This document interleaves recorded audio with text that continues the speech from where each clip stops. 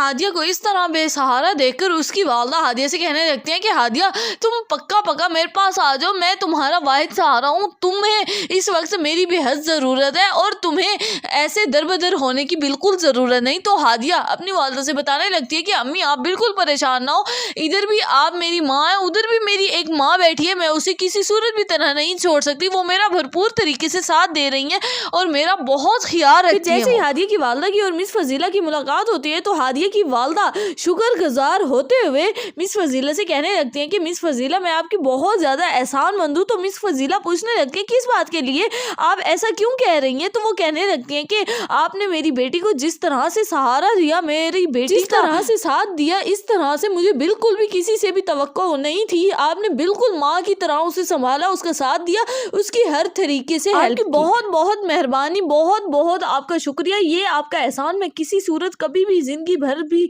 नहीं उतार सकूंगी। आज के दौर में ऐसा कोई भी नहीं करता। फिर वहीं दूसरी तरफ जैसे ही कशान के मर्डर की खबर पूरे शहर में फैलती है, यानी पूरे इलाके में ये खबर फैल चुकी होती है कि हादिया ने कशान का मर्डर किया, यानी कशान की बीवी ने अपने हाथों से अपने शोहर का मर्डर किया है, तो सारा इलाका हादिया को बुरा भला कहते हुए जैसे ही मिस फजीला के पास ताज़ियत के लिए आते हैं तो फिर हादिया को देखकर कहने लगते हैं मिस फजीला से कि मिस फजीला आपने अभी भी अपने बेटे की मौत के बाद भी इस नागिन लड़की को अपने पास रखा हुआ है, किस तरह की आप औरत है, किस तरह का आपका दिल बना हुआ है। मैं तो आपकी सोच और आपके दिल पे हैरान हूँ कि आपका इतना नरम दिल कैसे हो सकता है। तो मिस फजीला पहले तो खामोशी से उनकी सारी बातें सुनती रहती हैं, जब उनके कंट्रोल से बाहर हो जाता है फिर वो साफ और सीधे अल्फाज में कह देती हैं कि तुम्हें किसी ने इतनी जुर्रत नहीं दी इस बारे में बात करने की, वो मैं जानूं और मेरे घर का मामला जाने, आप लोग जिस काम से आए हैं आप वो काम करें और चलते नजर आए, आपको बिल्कुल भी जरूरत नहीं इस टॉपिक पर बात करने की। सो व्यूअर्स आपका क्या ख्याल है कि क्या मिस फजीला हादिया के लिए